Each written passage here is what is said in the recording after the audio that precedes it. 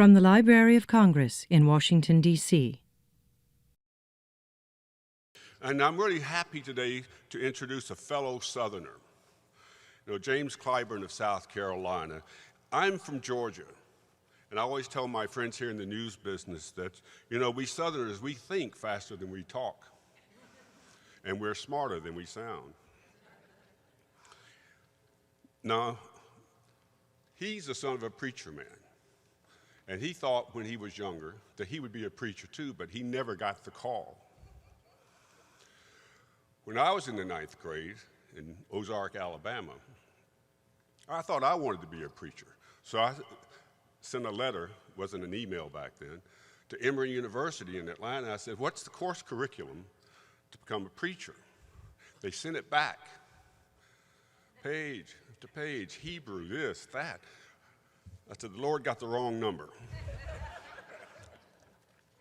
So I'm glad you guys are here today, and I'm glad to see a Southerner here. Congressman Clyburn is the third most powerful Democrat in the House. He served 21 years. He's been there so long that he remembers when Republicans and Democrats talked to each other. He was born in 1941. He's lived the remarkable story of civil rights, family, public policy, that's made all of us a lot better than we were. Well, at least some of us a lot better than we were. His book is called Blessed Experiences, Genuinely Southern, Proudly Black. And he tells the story of the life that he's lived, that this country has lived. One central message is to keep trying. Whatever you're doing, keep trying. Now, Mr. Clyburn didn't get elected until his third try for office. And I can report as a reporter that old Mitt Romney was seen buying his book. Maybe gonna make a third try for the presidency. But we'll see how that works out. Ladies and gentlemen, it's a great honor. Please help me welcome James Clyburn. Blessed Experiences, Genuinely Southern, Proudly Black. Thank you so much. Good morning. And before he gets a big head, I only really come for the C-SPAN bags. Thank you very much, Tom. I am very, very pleased to be here today, and it's a great honor to be introduced by such an incredible voice and a magnificent personality. It's a real pleasure to be here today. I've seen already those of you in the audience who some of whom will be very, very familiar with a lot that will be seen and can be read in this book. A fraternity brother over here, a fellow marcher from the 1960s at South Carolina State, sitting over here. My daughter, Mignon, here. It is just sort of a homecoming for me today. A lot of people have asked me about the title of this book. They seem to be a little bit intrigued as to why one would write a memoir with such a title that seems to be faith-based, and it is. And I want to share with you how I arrived at the title. And I believe that in doing so, you will get a very, very good idea of what this book's thrust is all about. And I'm going to reserve half of my time for Q&A. So you may start now to frame your questions. Back in 1971, just after having lost an election for the State House of Representatives from Charleston County, South Carolina, I had been declared the winner that evening, November 1970, and around midnight, we all retired to my home after this great big party. And the party sort of continued at my home. Well, around 3 o'clock in the morning, my doorbell rang. It was a TV reporter. His name, too, was Tom Netting. I will never forget Tom Netting. And he said to me, "You better get down to the courthouse. Something is going wrong. I just left there, and I believe you'd better get down there."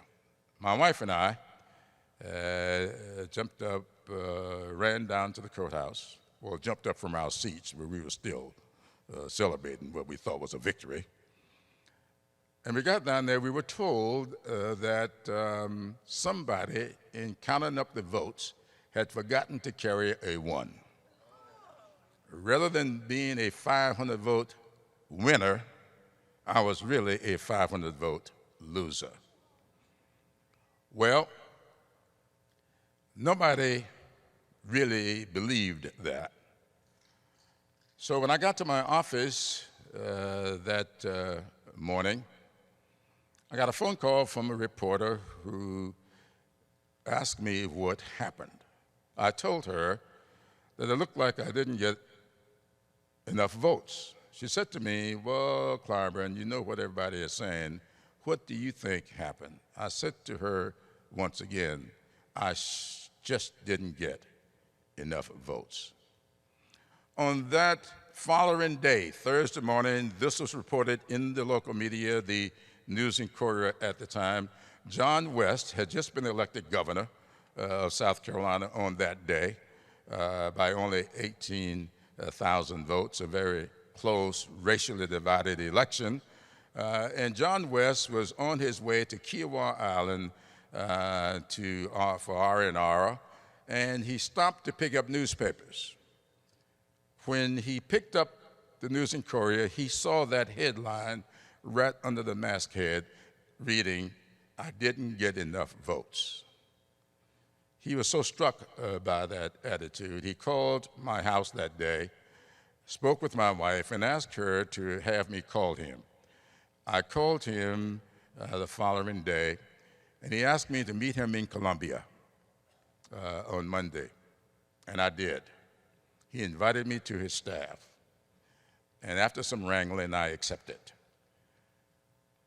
As a part of his staff, part of my job was to sit in on subcommittee and committee meetings to monitor the governor's legislative agenda to see how it was being received by the legislators. On one day, in one of those meetings, a legislator said something that I thought had gone beyond the pale. And after that meeting, I went up to him and I told the legislator what I felt about what he said. His explanation to me was, "Well, Clyburn, you have to understand, I'm a Southerner." Well, I didn't think that being a Southerner meant that you had license to be insulting, especially to people who look like me. And so later on that day, I said to one of my colleagues in the governor's office, "When this experience is over, I'm going to write a book. And the title of my book is going to be, I Too Am a Southerner." And so when I set out to write this book, that was the working title, I Too Am a Southerner. About halfway through the book, I hit a wall. I started experiencing what is called writer's block, something I thought did not exist. But I am here to tell you today, it does. And while I was sitting there trying to figure out how to get this book written, a book that I had promised myself for years that I was going to write, a book that I had promised so many people with whom I come in contact that I would one day write a book of my experiences. Well, while sitting in contemplation, trying to figure out what to do, it suddenly occurred to me that my father, a fundamentalist minister, would prepare for his Sunday services by taking his last meal of the week every Friday around 6 o'clock. And he would not eat a full meal again until after church on Sundays. He would spend all day Saturdays reading writing, and fasting. And he would always be humming his favorite hymn, Blessed Assurance. And so I decided to go take a look at that hymn and try to see what my dad got out of that hymn. And I did. And after reading that hymn a couple of times, it came to me. I went back to my computer.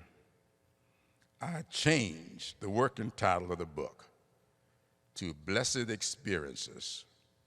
And in order to keep the theme that I wanted to develop, I put a colon behind that and said, genuinely Southern, proudly Black. And the words flowed and flowed and flowed. And when I submitted the book to the University of South Carolina Press, they came back to me and says, you need to cut about 36,000 words out of this book. We do not like to publish books of this type beyond 150,000 words. So I took the next 2 years to rework the book, cutting 36,000 words. And so Blessed Experiences, genuinely Southern, proudly Black, that many of you have already purchased, and I hope the rest of you soon will, is the product of that. Now, in this book, the preface of which talks about just a summary of my life. The epilogue is a letter to my children, grandchildren, and all other children and grandchildren who are similarly challenged. It's a letter to explain to them that the experiences that have been put on the pages of this book or the preference to the life that I expect each and every one of you to live. I explained to them that over the history of my involvement in politics, and in fact, the history of this great country, it has always been a series of ebbs and flows. And in making the point to them, I talk about the pendulum swings, the fact that the political pendulum in this country is much like the pendulum on the clock.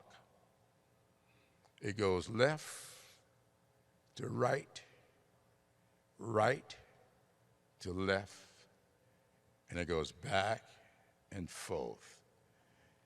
And I said to them that we must always remember that if the pendulum gets stuck in any position, left or to the right, the clock stops working. In order for the clock and this country to work properly, you must always go left to right, right to left. And that is the constant flow. But the thing to remember in all of this, that as the pendulum moves, it spends twice as much time in the middle as it does to the left or the right. And this book, hopefully, is a primer for them to live by. Now, at the end of every chapter of the book, I applied a 3-part test. I started my professional career as a public school teacher, teaching history to high school students in Charleston, South Carolina. So at the end of every one of these chapters, I asked myself a 3-part question. Number one, would those students I used to teach understand what I just wrote? Secondly, would they get a lesson from what I just wrote? And thirdly, would they be motivated by what I just wrote? And if I could not answer those three questions in the affirmative, I went back and I rewrote the chapter, because this book is not intended to be placed on shelves. This book is written to be read, written to be understood, written to impart lessons, written to motivate. I'll answer any questions.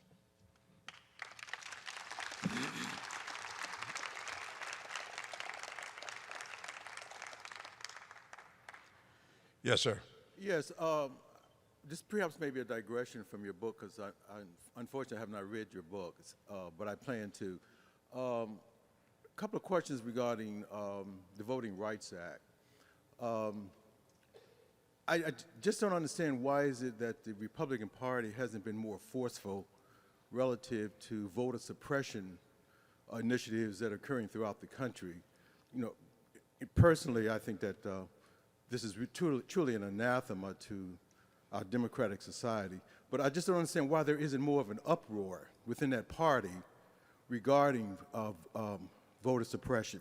The other question I have is that when the Supreme Court basically kicked the Voting Rights Act back to Congress, basically they said that you need to address this issue. So I'd like to know exactly where we stand relative to fixing the voting rights legislation. And in your opinion, if it's not going to be addressed in Congress, what do you think will be the possible outcome? Well, let me give a very short answer to the first question, and that is, I grew up in a home of Republicans. My mother and father were both Republicans. In fact, when I was growing up in the 50s, 40s and 50s, all black folks who were politically active, especially in the South, were Republicans. They were members of the party of Lincoln. I remember very well, it was 1952, when the first movement, as a result of what happened in 1948. Many of you may recall, in 1948, Hubert Humphrey made a speech at the Democratic Convention wherein he really called for a frontal attack on segregation, the armed services being the big thing. You remember Truman had integrated the armed services by executive order as a result of an event that took place near Graniteville, South Carolina, and all of this is in the book. Well, after that, Republicans began, or Southern Democrats began to leave the Democratic Party, and they began to push blacks out of the Republican Party. In 1952, there's one person in this book was a delegate, an African American, was a delegate to that convention in San Francisco, if my memory serves well, and was actually left when the delegation returned to South Carolina. That started a movement out of the, led by Strom Thurmond under the so-called States' Rights Party when he ran for president in 1948. So that movement started what I think reached its high level point in 1964, Strom Thurmond again leaving the Democratic Party after having gone back after his failed presidential election and becoming a Republican. And he said after getting reelected that year that he was, the second time he was reelected after the 1965 Voting Rights Act, the next time he got reelected, he said, "I'm going to Washington and we're going to get rid of this Voting Rights Act. Now, this movement started then. Then came the 1972 so-called Southern Strategy. So I think that we would be dishonest with ourselves if we did not admit that so much of what is built into the current Republican Party's foundation came from an anti-voting, voting rights, anti-civil rights movement. In fact, the Republican Party of South Carolina was organized strongly around the Confederate battle flag in South Carolina. These are facts that people don't like to deal with, but the good Lord has allowed me to live to get north of 70, and so I say pretty much what I please these days. Now, the last part of your question having to do with what Congress' response is going to be, there's not going to be, in my opinion, a response by Congress to that Supreme Court decision until there's a definitive election that favors a response. Right now, that's not the case. And so I don't think that Congress is going to do anything about addressing a new formula to that. Remember what the Supreme Court did was to rule against the formula which was based upon the results of the 1964 presidential elections. That's the formula that was used that covered all or parts of the 9 states that are covered at that point. They instructed us to get a new formula, a more updated formula. And there are updated, I usually say formulae, but some people put the S on formulas or whatever. Your pleasure, we're going to get, it's just not going to happen, I think, until there's a definitive election. Yes, ma'am. I think this one's next. Oh, I'm sorry. Yeah. Okay. I'm sorry. Go Go ahead. right ahead. I'm sorry. I didn't. Thank you, ma'am.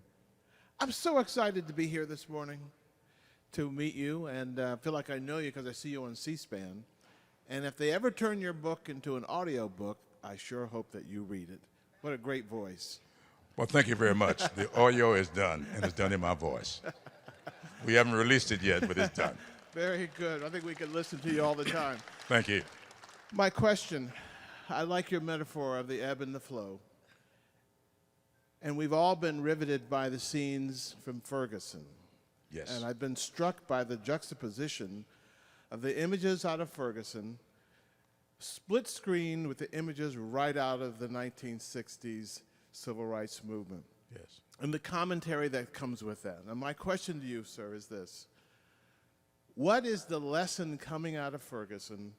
Is it moving us to the right or the left? Is it keeping us in the middle? Where is it taking us? And what are your reflections on this side of 70 to speak the truth to what's coming out of Ferguson? The lesson coming out of Ferguson is so stark and simple.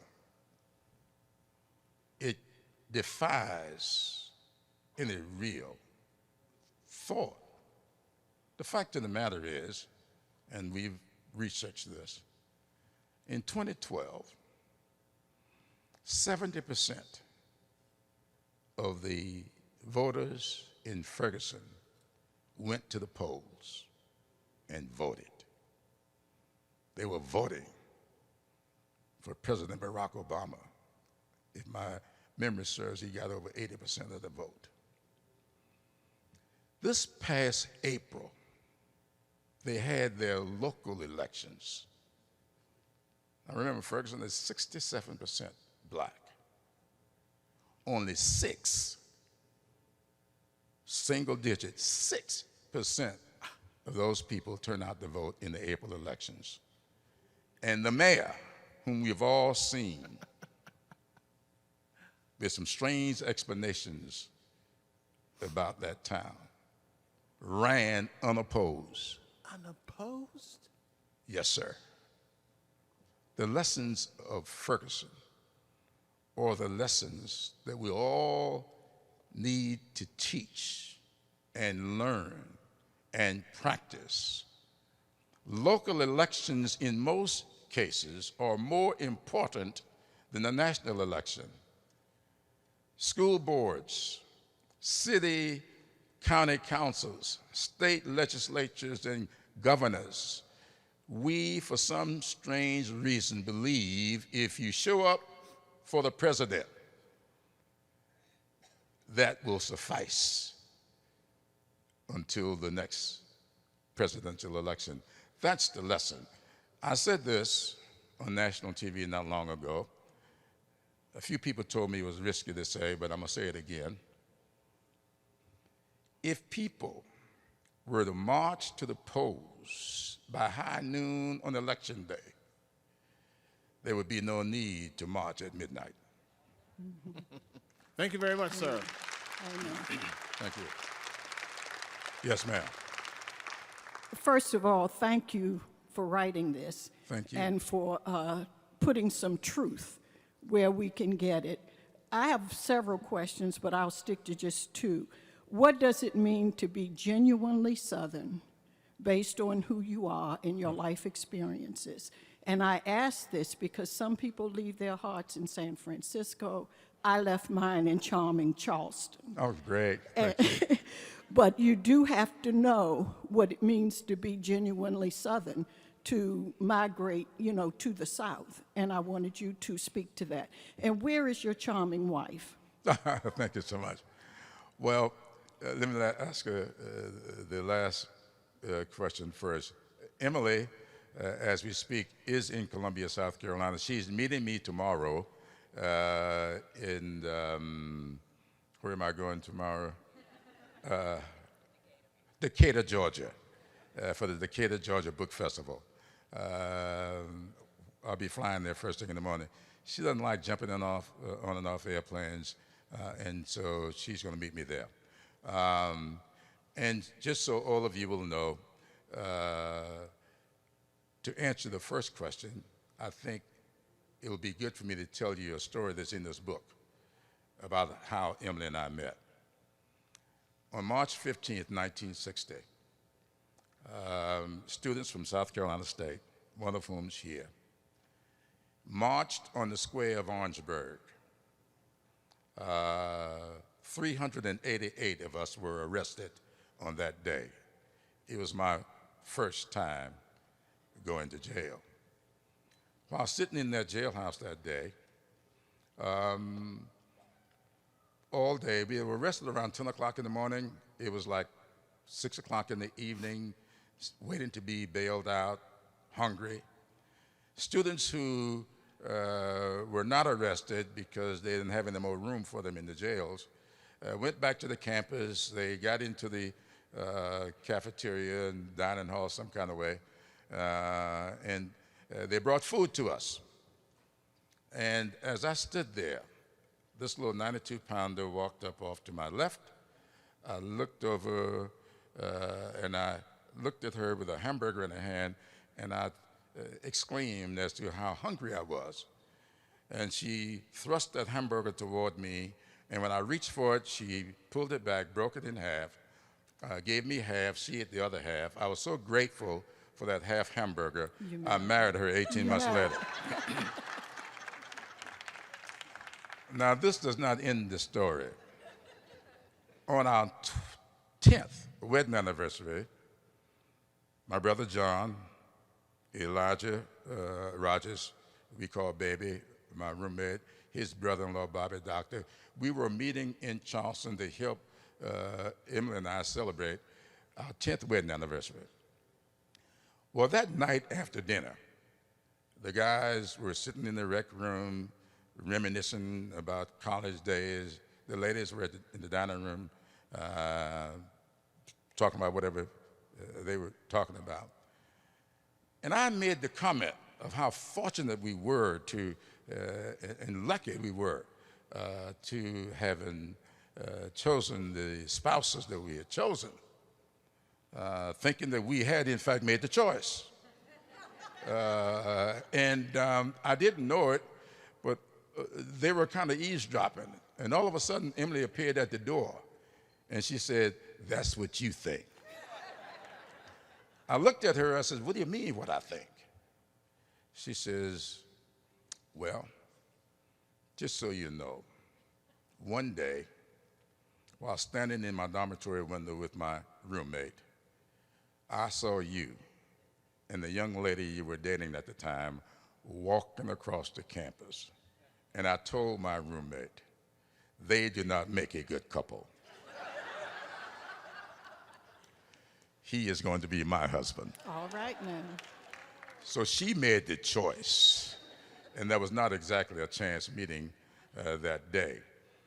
Now, I tell that story because Emily grew up on a little 22-acre farm in Berkeley County, South Carolina, about 30 miles north of Charleston. She walked 2.5 miles to school in the morning and 2.5 miles back home in the afternoon. She never learned to ride a bicycle. She never lived on a paved road. The roads were big-time dirt roads. I grew up in Sumter, South Carolina, on a paved street. My elementary school was 2 blocks from my house. My middle school was 6 blocks. I'm a graduate of Mather Academy in Camden, South Carolina, what we called in those days a boarding school. My dormitory was just about 25 steps from my academic building. I didn't know what it was to grow up in rural South Carolina, and when I expressed one day opposition to the court decision, Charlotte v. Mecklenburg, ordering busing to integrate the schools of Charlotte, North Carolina, I said so publicly. That evening when I got home, Emily was standing in the door, tears streaming down her face. I thought, Mignon, our only child at the time, I thought something had happened to her, and I rushed to her, and I said, "What is wrong? Is something wrong with Mignon?" She said, "No, there's nothing wrong with Mignon. I just saw you on television. There's something wrong with you.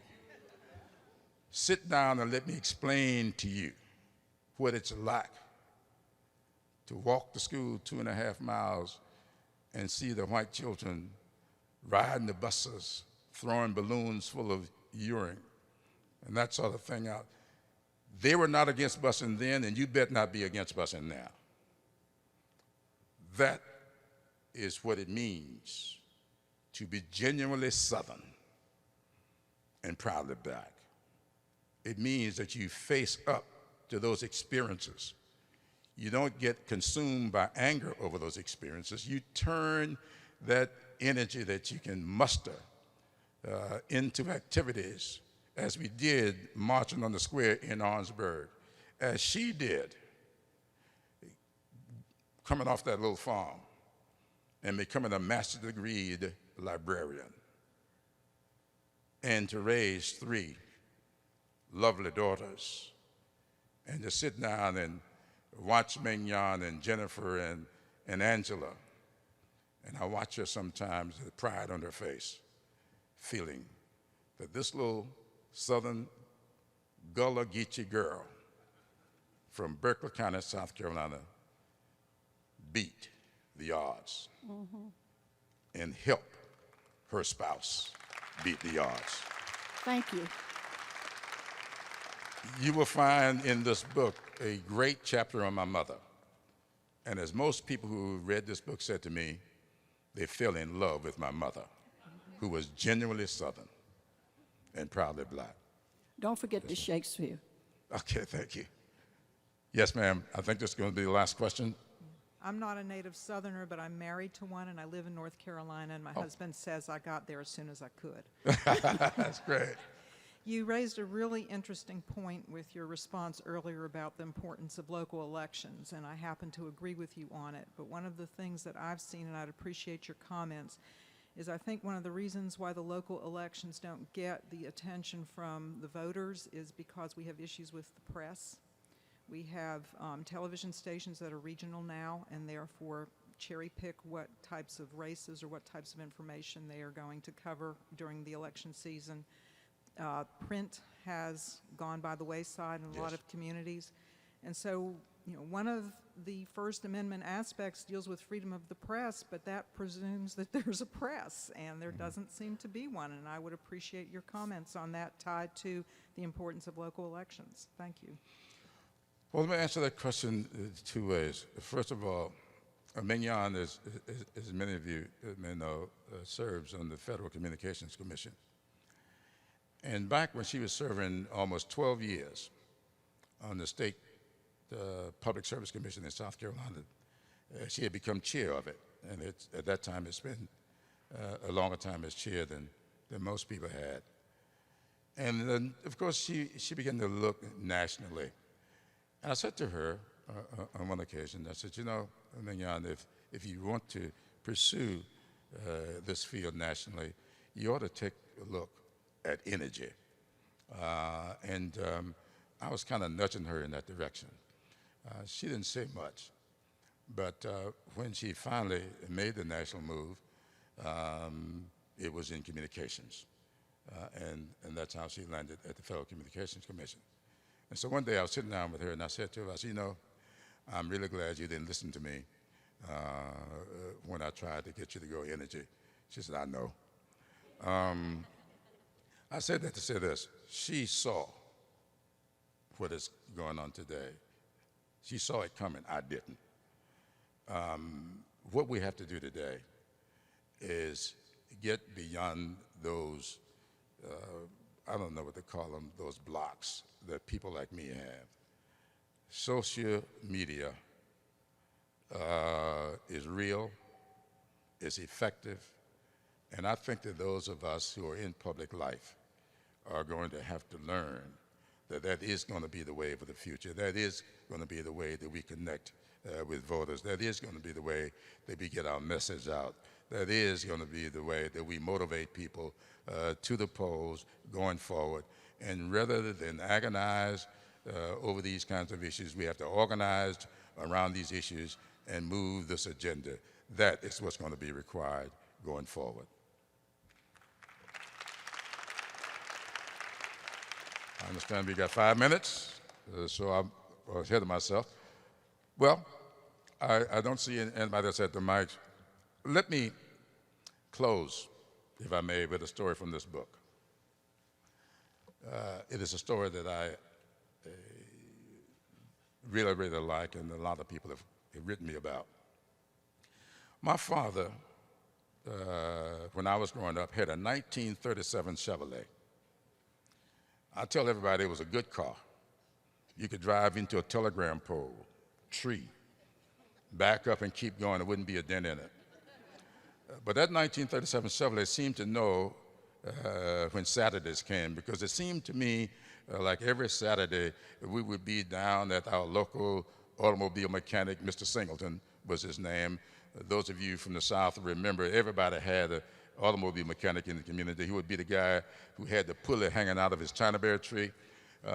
We were there one day under that chinaberry tree, and just as Mr. Singleton hooked the pulley up to the front of that car and began to lift it, my brothers, John, Charles, and he started playing. My dad said to us, look, boys, I don't know how strong this chain is. It may pop. One of you may get hurt.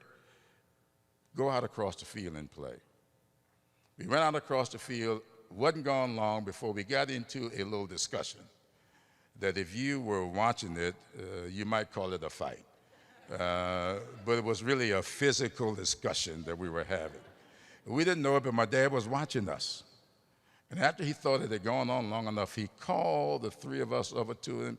He lined us up in front of him. He was sitting there on one of those old drink crates. You remember these little wooden drink crates? He was sitting on one, and he had in his hands a piece of cord string. He handed the cord string to Charles. Says, Charles, I want you to pop this string. Charles struggling, he couldn't pop it. He took it back and he gave it to John. He said, now, John, you're 2 years older, you're stronger, you pop the string. John struggled, he couldn't pop it.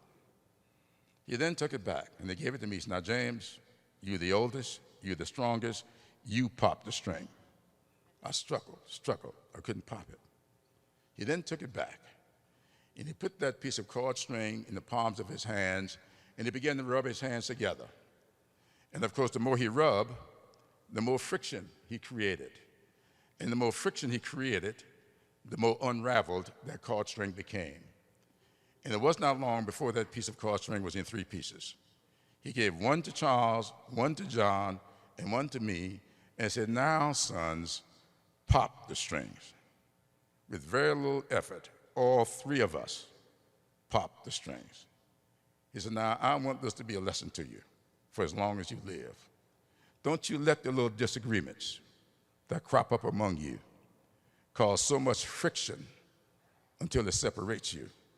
Because if you do, the world will pop you apart, and you may never know why." I learned a great lesson on that day.